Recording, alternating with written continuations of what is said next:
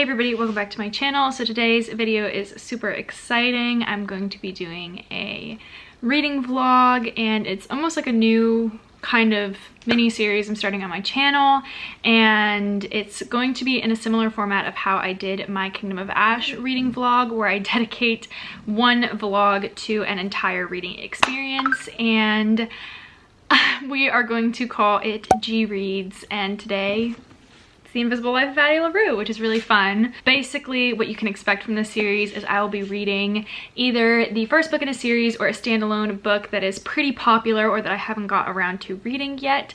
And it is going to be a spoiler-free video up until a certain point, and I will give a big spoiler warning for when the spoiler-filled part begins. So I definitely pulled some inspiration from one of my favorite booktubers, Irish Reader, or Kevin here. He started a series called Reading Blank for the First Time, and I absolutely loved it. His videos are spoiler filled, and I wanted to make this accessible for anybody if you haven't read it. So we're gonna have spoiler free and then also spoiler filled at the end, which is super exciting. We're gonna be reading The Invisible Life of Addie LaRue in this vlog.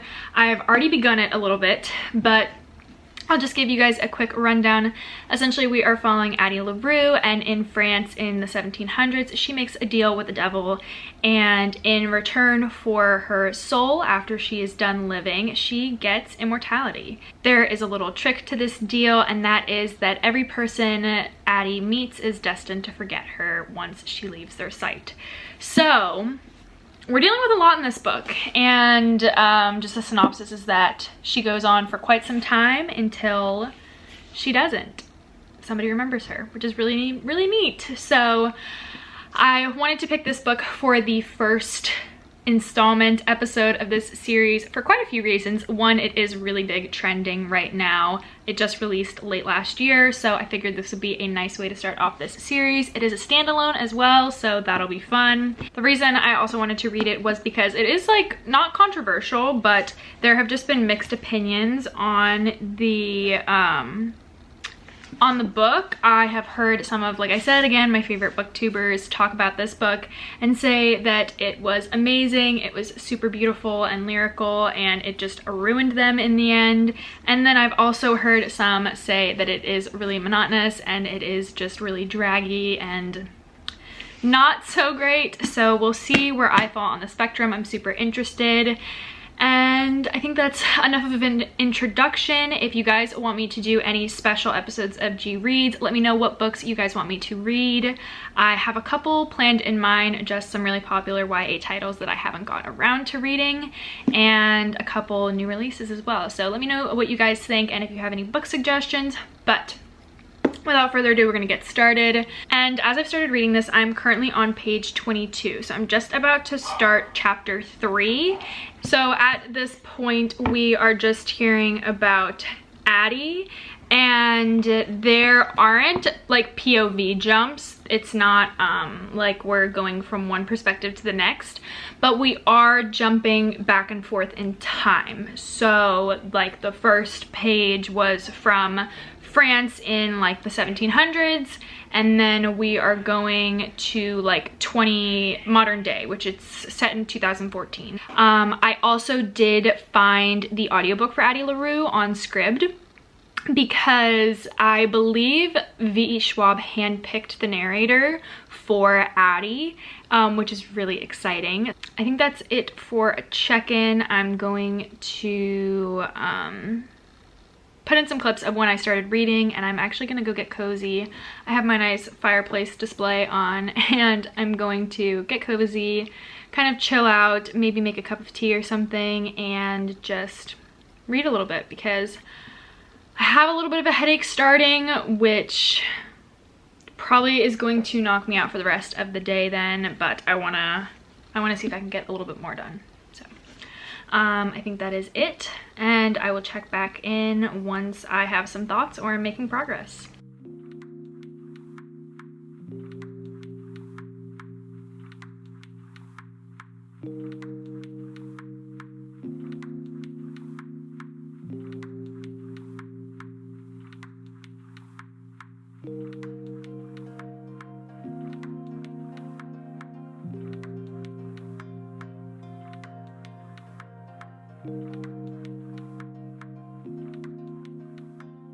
Hey guys, so I'm checking back in. I made quite a bit of progress on Addie. I'm really proud of myself. I'm getting a little bit more into it. Sorry, that's causing a funny light. But I'm getting pretty into it. I'm on page 85 right now. I think I'm just gonna read the next like 3 pages really quickly to get to part 2, which is the darkest part of the night. I'm really enjoying it.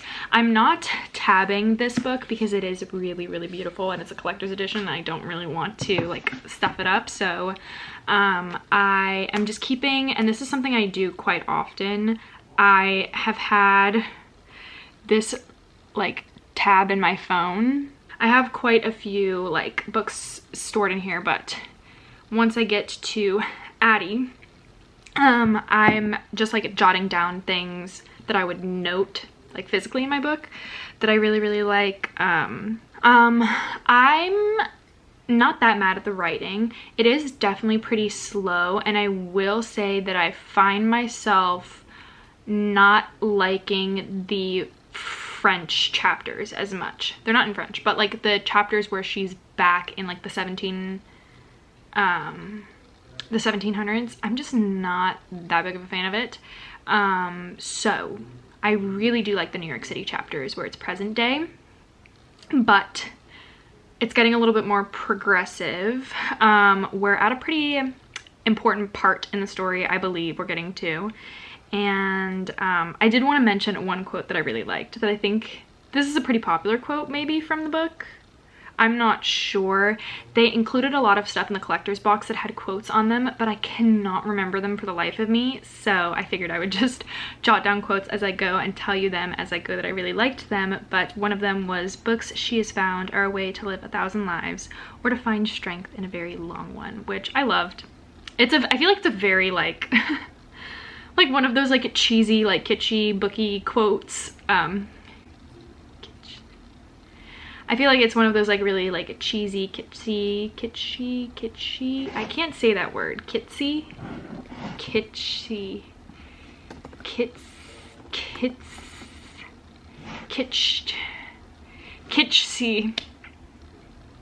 I can't pronounce it.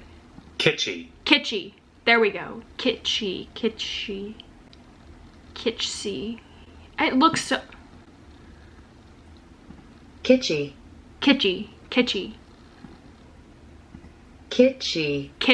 There we go. This is so embarrassing. I have a really hard time pronouncing things, guys.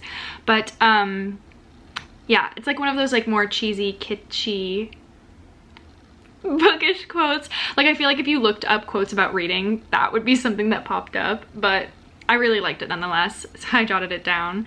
That was so embarrassing. But yeah, it's a little slow during those like France chapters, but I really do enjoy it. I will say that this book is like my worst nightmare embodied, because my senior year we had to write an essay prompt on what's your biggest fear, and mine was leaving the world without an impact, like with nobody remembering who I am, whether it be like big or small. And that is like pretty much the whole premise of this book.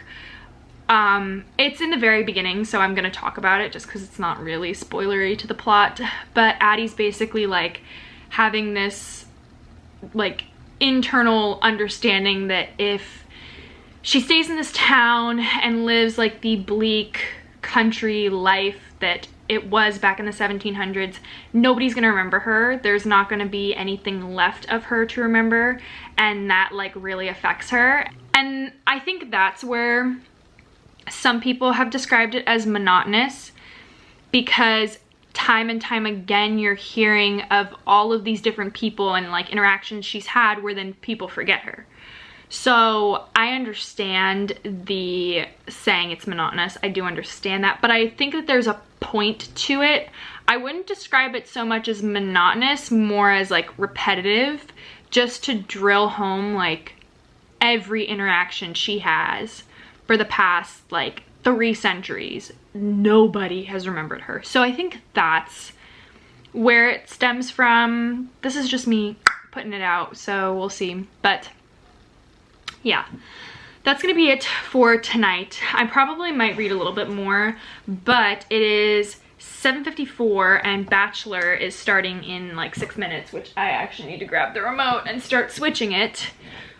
I'll do that in a second. So I might read a little bit more before tonight, but it's honestly not even gonna be over until 10, so I don't know how tired I'm gonna be. I got pretty close to the 100-page mark today, so I am very proud of that. So maybe tomorrow I can get to the 200-page mark. If we can get this read in 4 days, I'd be pretty impressed. Honestly, maybe I'll get 200 pages read tomorrow, because I did start this book pretty late in the day and I damn near read 100 pages, so we'll see. But I'm gonna go to bed now. Well, this is my last check-in for the night, so I'm gonna go watch Bachelor and then I'm probably gonna go to bed. So I'll check in with you guys in a little.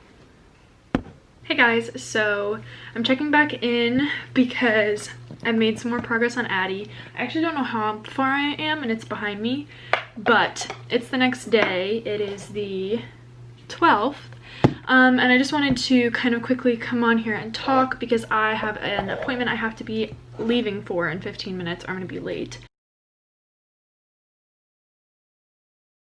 Hey guys, so I am back and we can talk a little bit more. Oh, I actually have my book with me this time. And I did read a little bit while I was waiting, but not much. So I got up to page 142 and I'm just a couple pages or like chapters off from the next part, which is part 3. I did want to mention that The Invisible Life of Addie LaRue is the first book I'm reading this year that we actually have some LGBTQ plus representation, which is great. I believe the representation, Addie is definitely bisexual from what I've read so far, and then it's seeming like Henry is bisexual as well, if not bi-curious. I wanted to note that as well because I think it's important. I'm trying to think of what else I've really read that isn't too spoilery, really. Oh my gosh, my camera battery is dead. It always dies. I'm probably just gonna check in with you guys later, probably around like the 250 page mark.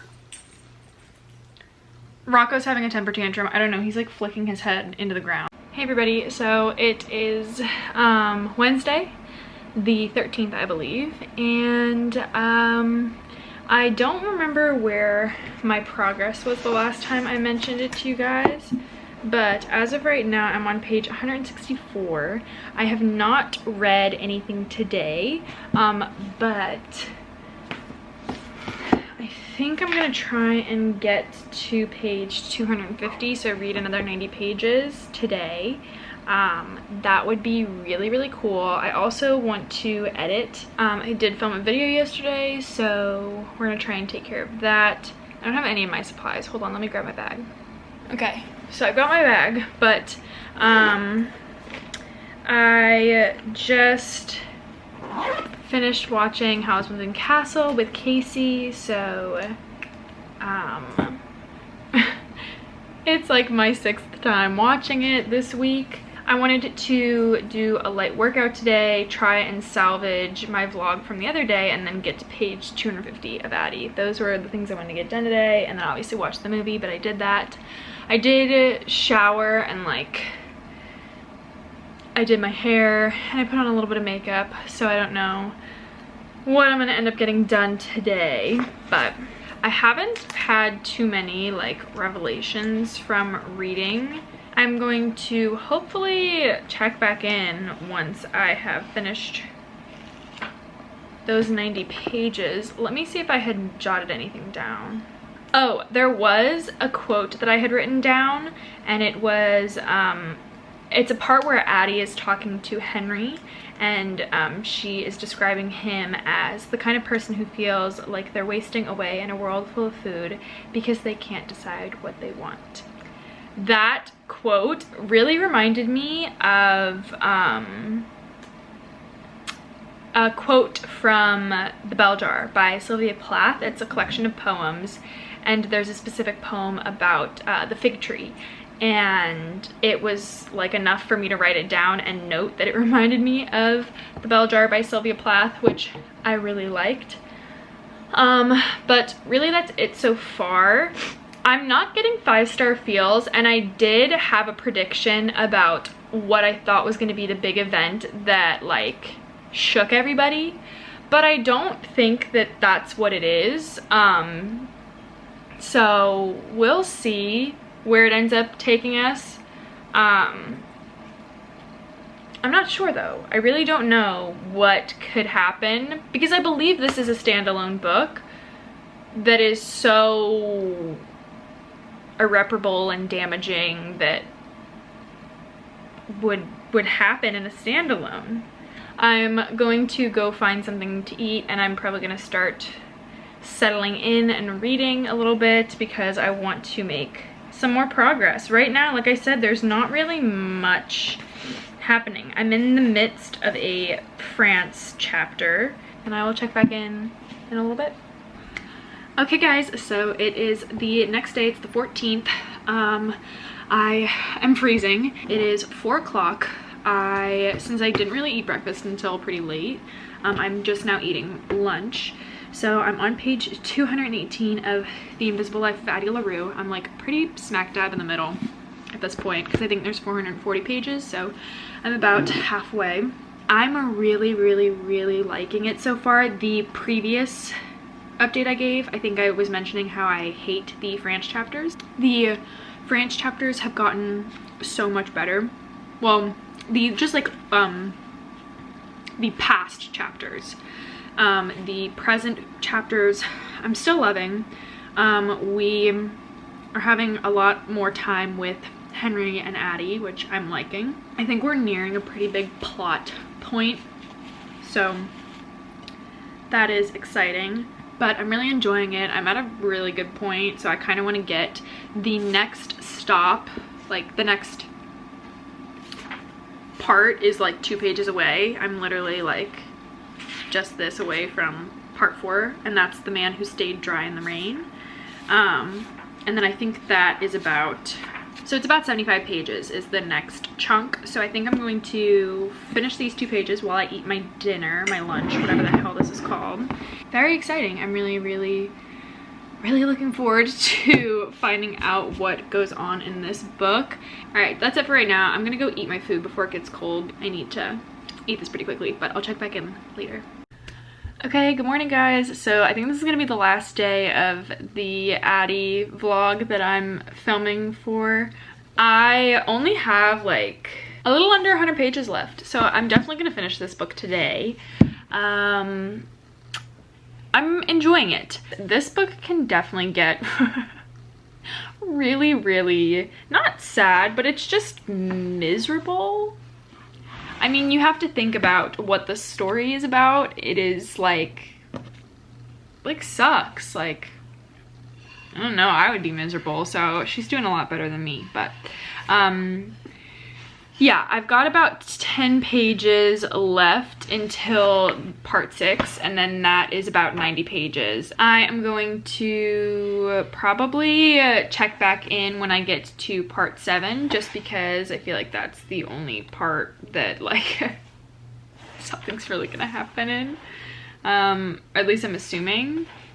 I don't know. I'm just kind of getting like bored. I don't know, I'm getting through it pretty quickly, which is good. I'm just bored in the sense like I don't really care. I don't know, I feel like there is a point to it, but I just don't care. Which is a me problem, something I need to work on. I need to care more about other people, but I'm just like, I don't know. So, yeah, that's where I'm at right now. I did paint my nails the other day. Not that that matters at all, but I felt like this is a color that Addie would pick. So, yeah, I'm gonna get through this, and I'll check back in once I'm done with chapter part 6, probably.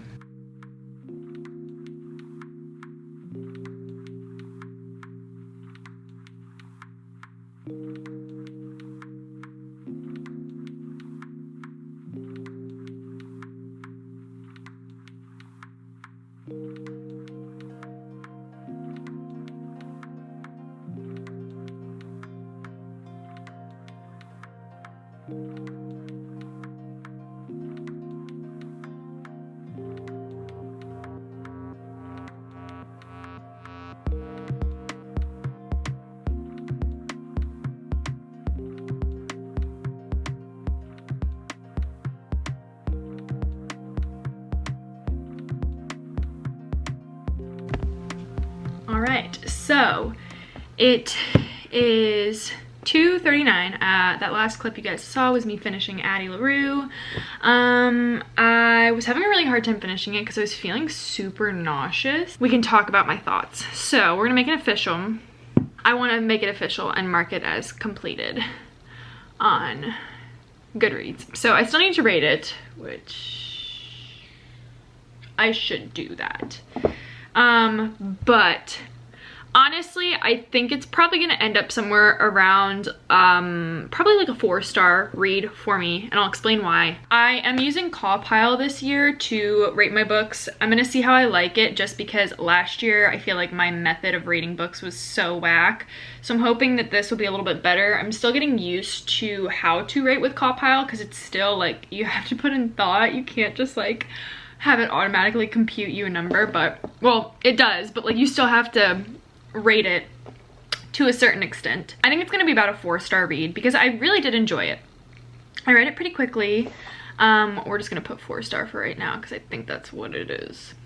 I feel like I read it pretty quickly. I can't quite remember what day I started reading on.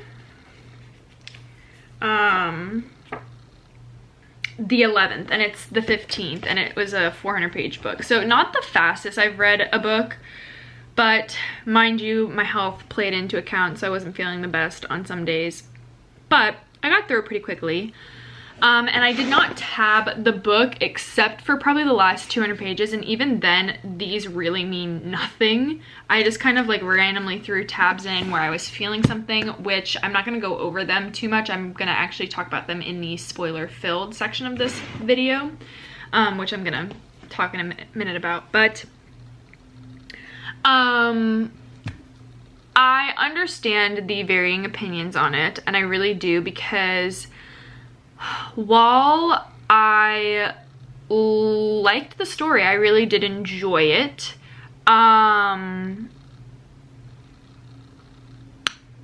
It was just a lot because I think it is considered historical fiction since we are, yeah, it is, since we are going between like as early as 1714 France all the way up to 2016 is the last dated entry we have.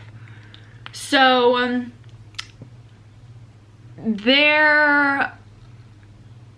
there's a lot to take into account with that. A few things that I will say, I could probably go without hearing the date July 29th for the rest of my life. And there was another word that V.E. Schwab used so much in the book, and I honestly don't even know, I didn't know what the word meant. I think it was palimpsest, and it is defined as a manuscript or piece of writing material on which the original writing has been effaced to make room for the later writing, but of which traces remain. So, it was used a lot. Yeah, I really liked the story. I don't think it's a 5-star read just because as far as V.E. Schwab's writing goes, this was probably the most flowery out of it all. I just am not the biggest fan of super descriptive, like lyrical writing. I don't mind it, I'm just not the biggest fan of it. So it can feel like at some points I just wanted to skim read pages, and I kind of ended up like I would read pretty big chunks rather quickly because I was just kind of like ignoring all of the flowery information and focusing more on the actual story. With that being said, I really did, aside from that though, I really did enjoy the story. It was interesting. I felt like there were a lot of plot points where I was like, whoa, didn't see that one coming. But then again, I am not the most creative thinker, so it doesn't take a lot to impress me in that sense. But yeah, I enjoyed it. It's not something that I would read again, and I think that's why I know right off the back it's definitely not something I would read again, and I think that's how I know immediately, like right off the bat, it's not a 5-star read, because I don't know. I definitely would have been fine without hearing the story, but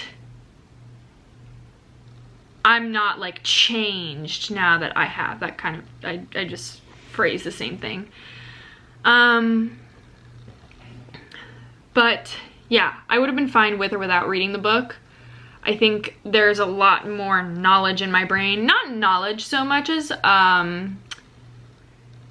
it was very, honestly, I think a lot of people have said that they don't think it is poetic. I think the book is pretty poetic because a lot of the writing and like quotes that I really did enjoy in the book, which again, I'll get into in the spoiler-filled part if you care to hear. It was really reminiscent of like the whole deep thinking, some of it seemed kind of philosophical, and another part of it really just seemed like V.E. Schwab read Sylvia Plath poems right before she got into it and then started writing. But yeah, it's definitely not my favorite V.E. Schwab story. I liked it. I did. Beautiful book, like very beautiful physical book. And as far as everything else goes that happened, I don't know, it's really hard to discuss without spoilering much of it.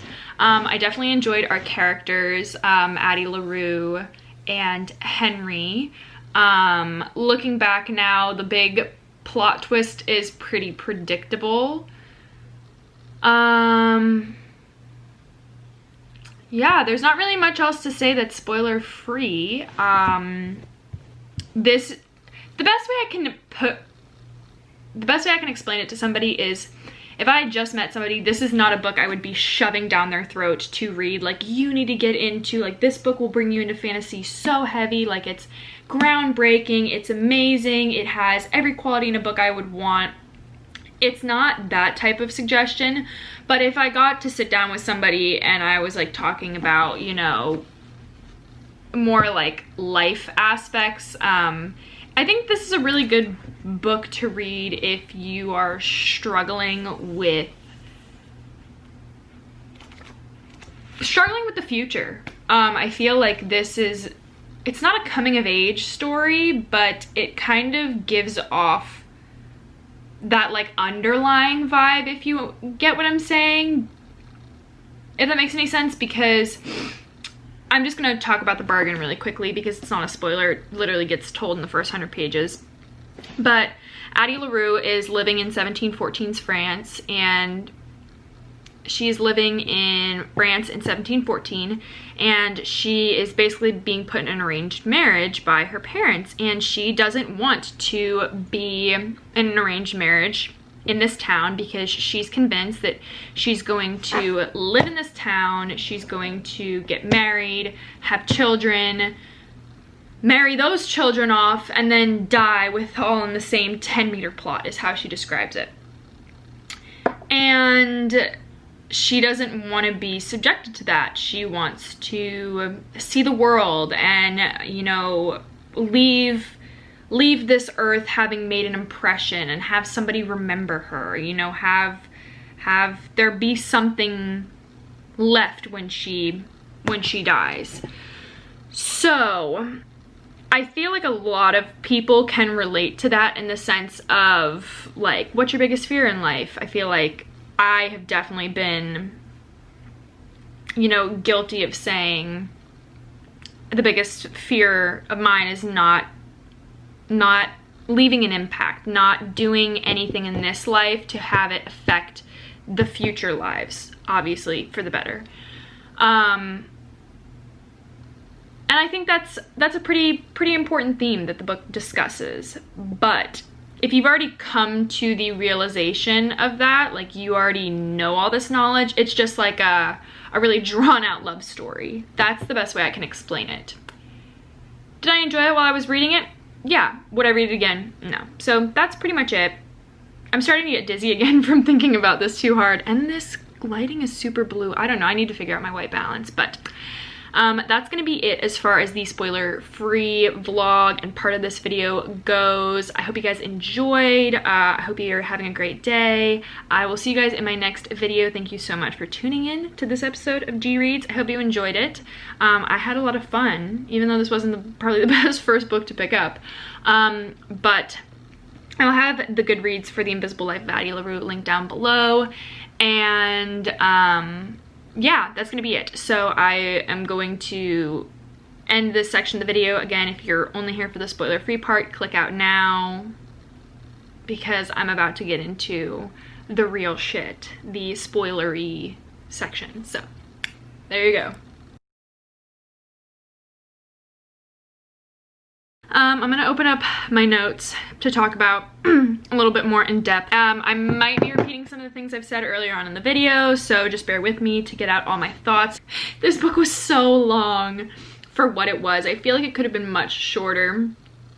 I'll get into why I understand it's not in a minute, but I wish it was shorter. Hey guys, it's me just popping in from editing. You probably saw the slight angle camera change, and that was because my SD card had filled, and then for some reason some of the footage kind of cut out, like the audio, so I'm just going to come back in really quickly to tell you guys what I was trying to get across. So I had said the book was incredibly long, and then I proceeded to give a pretty brief description of the book, like in its entirety. Essentially how we are following Addie LaRue, who is 300 years old in the year 2014, and 300 years ago she made a bargain with a devil in order to live forever, and since it is a bargain with the devil, there was a catch, and every person she meets is destined to forget her until one day in 2014 she meets somebody who does not forget her, and his name is Henry. So I went on to talk very lengthy about it, but essentially Henry, we find out, has also made a deal with the same devil, and his bargain was for him to be loved. So everyone he comes in contact with has an immediate affection and is kind of enamored with him, and he just wants somebody who's actually truly in love with him, not just under this curse. So I was mentioning how Addie and Henry kind of fill each other's voids. For Addie, Henry is somebody who can remember her, and for Henry, Addie is somebody who truly loves him. And basically the story ends with the Darkness Luke. He is pretty obsessed with Addie, and so her bargain is for, you know, immortality, but he was not making that deal again. So Henry's bargain was only for 1 year, and his year has ran out. So Addie agrees to be, you know, by Luke's side and live with him, and let Henry live his life if Luke will bend the bargain. And that is kind of where it fits in. So now I'm going to continue to talk about how Henry writes the manuscript for Addie LaRue. The pictures that accompany it. So he creates this manuscript and writes what we know to be the book, The Invisible Life of Addie LaRue. And then obviously the last chapter, we see that there is some underlying vengeance that is going to be got on Luke by Addie. So that's really it. I hope that was a good explanation. We're gonna go through my notes really quickly, and then I'll also go over the tabbed spots that I had in the book. I really like the fact that she gave her maid man green eyes. I know I noted that. But quite a few quotes that I liked. I'll list them off. Books she has found are a way to live 1,000 lives, or to find strength in a very long one. The life she had, the one she gave up for the one she thought she wanted, stole and replaced by this. The next one, this is when, I remember this exactly. This is when Addie and Henry first meet, and he asks, "What do you see in me?" Which he asks a lot of people, because most of them are so blinded by that love and that you know, sense of he can do no wrong, he's the perfect person, the sense of them seeing what they want to see out of him. And Addie responds with that Henry seems like the kind of person who feels like they're wasting away in a world full of food because they can't decide what they want to eat. And that really reminded me of the fig tree quote from The Bell Jar by Sylvia Plath. And then the last quote I had was, immortality breeds a high tolerance for risk. I really liked that one. The other points I had, okay, these are kind of about the tab, so I'll talk about this. I did wanted to note that there is LGBTQ plus representation in this book, and it is really, really good. There are, Addie has only one really noted relationship with a female, at least it seems, and that was with, I can't remember her name for the life of me. It was really short. Anyways, but she has a relationship, and then we also have Henry, who seems kind of like pansexual. Like, he describes it as he falls in love with the person first, gender second. The main guy, I can't remember his name for the life of me, he is gay, and I believe the main girl B is a lesbian. So yeah, pretty much all of our main players are somewhere on the LGBTQA plus like spectrum, and I really, really liked it. I liked that aspect of the book. So it also added for depth with within like the friend group. Well, really it was just that one character. I think his name is like Roger or Rupert or Robbie, that's what it was. Rupert, I'm so sorry. But him and Henry have past relations, so it adds for a little bit of tension in the group. But it's also that same curse that really adds that tension, is that, you know, Robbie sees what he wants in Henry, and he sees, you know, this confident, sexy guy who's found himself again, and B sees what she wants out of Henry, which is, it's her best friend. She loves him, but not in a sexual way, because she is not attracted to him like that. Hold on. Obviously, B is not seeing anything sexual or a relationship out of it. She just sees her best friend happy. So it's really interesting to see everybody's perspectives on the curse. And then it's also sad at some points. I feel like it's really interesting for Henry. It's also sad to see that both of them, the thing they wanted so much ended up backfiring on them. And it really is truly sad, but I'm glad the way the book ended in the end. Addie's gonna get what she wanted. She got to be remembered by somebody. She got to have a great love. And she's gonna friggin' ream Luke's ass. I don't know how. I don't think there's another book. I kind of hope there's not, because I feel like it's perfect with you not knowing. You can kind of assume how she seeks vengeance on her own. And then Henry, he kind of came out the other side. He made something of himself like he wanted to in the beginning. He has this like award-winning, like, you know, whatever manuscript. He got to have a great love. He was loved by somebody else. You know, it's all very, very nice. So we're gonna flip through my tabs, only because there are so few. And we're gonna try and decipher what all of them mean. So the first one was pink. Don't even know what that means. Page 292. Oh, this is the page, I just kind of tabbed the whole page. It's the scene where we're kind of skipping back in time, but we've already had the relationship between Henry and Addie budding, but we flash back to the first time that they met. And it talks about how Henry has given up. He tries to be a better friend, a better brother, a better son, and forget the meaning of the fog that's in people's eyes, which is that like kind of glamour comes off as them seeing what they want to really see. And he says, and then one day he meets a girl. She walks into the store, she steals a book, and when he catches her in the street, and she turns to look at him, there's no frost, no film, no wall of ice, just clear brown eyes and a heart-shaped face, 7 freckles scattered across her cheeks like stars. So that is like really the moment that it solidifies that they are what the other person has been looking for. Henry for his entire life, Addie for 300 years.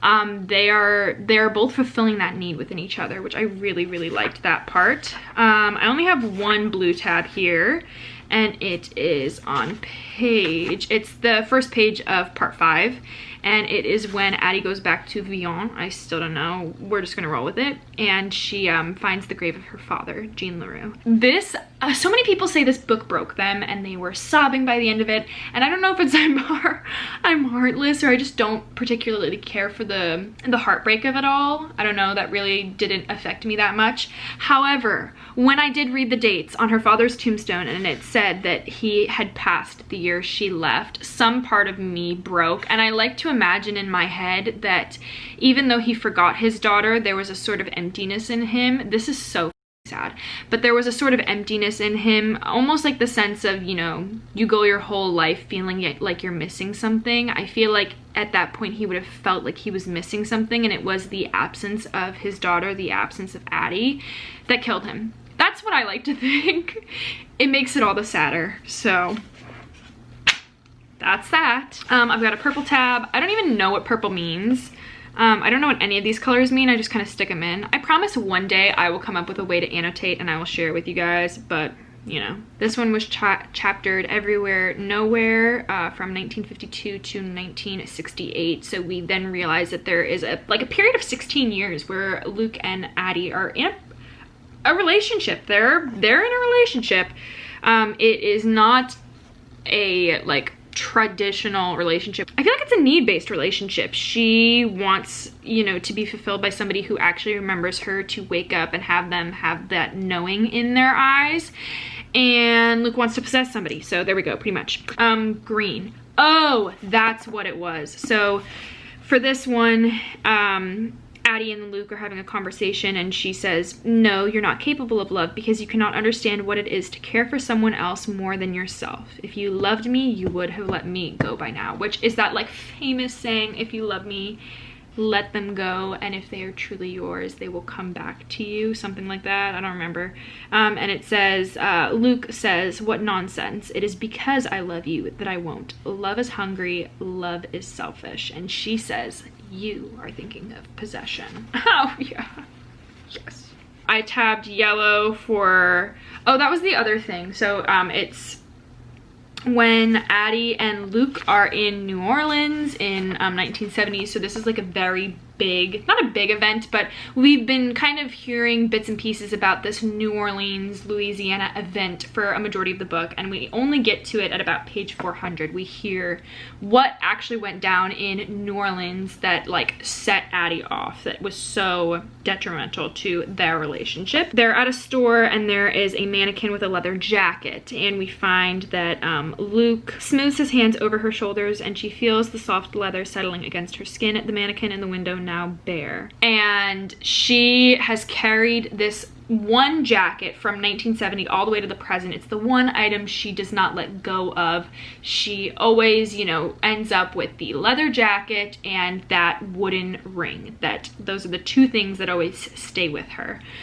And we realize both of them tie back to Luke. So a part of me is I think she wants this relationship with Henry. She enjoys it. It's the first human relationship she's in where somebody remembers her. But at the end of the day also, I think that Luke, despite him not being human, was her first relationship, and she did develop feelings for him. At least that's what I'm telling myself. Because if you, at least as far as I see it, if you had no care for somebody, why would you keep that? I would have ditched it the first second I got. But I'm also a petty person, so maybe Addie is better than me. Page 415, I tabbed something pink. This is Luke again talking, want, and he says, want is for children. If this were want, I would be rid of you by now. I would have forgotten you centuries ago. This is need, and need is painful but patient. Do you hear me, Adeline? I need you as you need me. I love you as you love me. False! She's gonna destroy you, which I just loved, so I tabbed it. And finally, oh, this was just another quote that I really liked, and Addie had said to Henry, do you know how you live 300 years? And he doesn't know, and she says, the same way you live one, a second at a time. I think I'm pretty secure in my 4-star rating that I have presumptuously given this. So like I told you guys earlier on, just a little bit ago, I am using a CAWPILE this year to rate my books.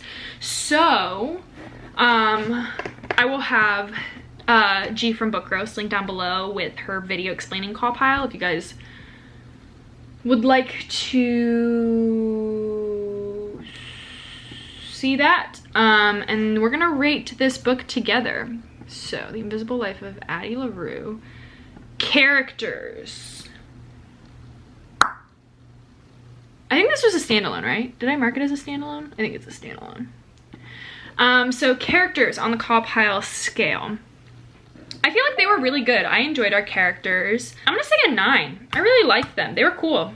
The atmosphere. I really like the aspect of like historical fiction in a sense where we're time jumping between what has already happened and what is going to happen or what is happening. And I really liked the settings too. So I think I'm gonna give it like a 7. It was really, really good. Writing. That was more mediocre for me just because, like I said, I really didn't enjoy the floweriness, the repetition, that use of that one word. So we're gonna give that one a 5. It was a very solid mediocre. The plot, I really liked it. I thought it was interesting. There wasn't much to it, but I'm still gonna give it a 7 because I really, really did like it. Intrigue.